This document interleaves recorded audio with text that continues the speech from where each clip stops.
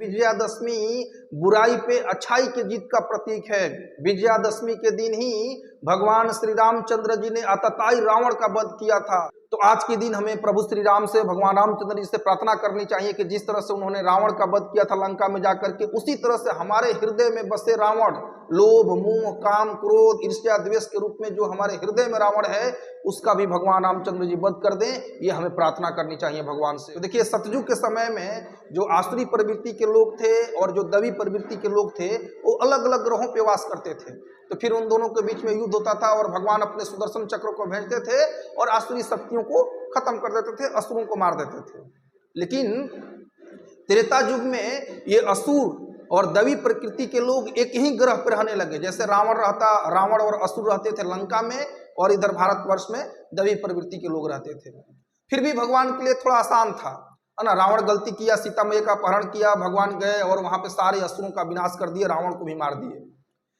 द्वापर युग में ये असुर और जो देवी प्रवृत्ति के लोग थे, ये एक ही परिवार में आ गए। जैसे कौरव और पांडव, कौरव क्या थे? आसुरी प्रवृत्ति के लोग थे।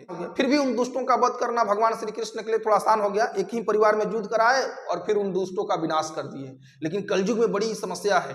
कलयुग में ये जो असुर और दैवी प्रवृत्ति के जो लोग हैं ना, वो एक ही इंसान के हृदय में वास करते हैं। हमारे हृदय में ही आसुरी और दैवी प्रवृत्ति वाले गुण हैं। लोभ, मोह, काम, क्रोध, ईर्ष्या, द्वेष के रूप में रावण हमारे हृदय में विराजमान है। तो हमारे हृदय में अब घुस करके रामचंद्र जी कैसे वध करेंगे? अगर हमें मारते हैं तो असुरों के साथ साथ हमारी भी मृत्यु हो जाएगी। तो भगवान क्या किए? चैतन्य महाप्रभु के रूप में आए, और भगवान श्री चैतन्य महाप्रभु के रूप में आकर के हम सब कलयुग के लोगों के लिए, कलयुग के प्रभावों को विनष्ट करने के लिए, हमारे हृदय में बैठे रावण का वध करने के लिए हरिनाम संकीर्तन का मंत्र दिया। हरे कृष्णा कृष्णा कृष्णा हरे हरे, हरे राम राम राम हरे हरे। तो जब हम भगवान के पवित्र नामों का जप करते हैं, कीर्तन करते हैं, तो हमारे कान के माध्यम से ये भगवान के पवित्र नाम हमारे हृदय में प्रवेश करते हैं। और भगवान के नाम में और भगवान स्वयं भगवान में कोई अंतर नहीं है। भगवान ने अपनी सारी शक्तियां अपने नामों में डाल दी है। नाम नामकारी बहुधा निज सर्व शक्ति अस्त्रार पिता नियमित स्मरणे न काल एतादृशी तव कृपा भगवन ममापि दुर्दैव मीदृश मिहाजनीना अनुराग।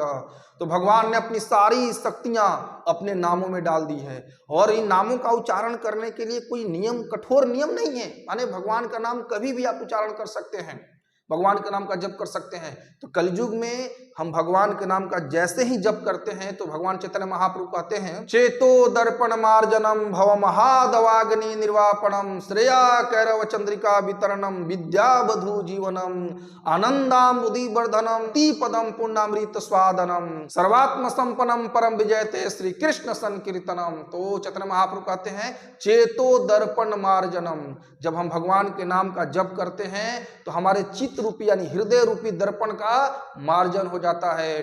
भव महादवाग्नि निर्वापणम, ये भगवान का जो नाम है ये हमें भौतिक महादवाग्नि से बचाने वाला है। तो इस तरह से जब हम भगवान के नाम का जप करते हैं तो हमारे हृदय में भरे आसुरी गुण खत्म हो जाते हैं। इसलिए इस विजयादशमी के दिन हमें भगवान से प्रार्थना करनी चाहिए कि हमारी मति, हमारी बुद्धि भगवान के नाम को जप करने में लगे, भगवान के पवित्र नामों का कीर्तन करने में लगे। हरे कृष्णा। ऐसे सनातन धर्म से रिलेटेड वीडियो देखने के लिए चैनल को सब्सक्राइब कीजिए, वीडियो को शेयर कीजिए, लाइक कीजिए और कमेंट में आप अपने प्रश्न पूछ सकते हैं। हरे कृष्ण।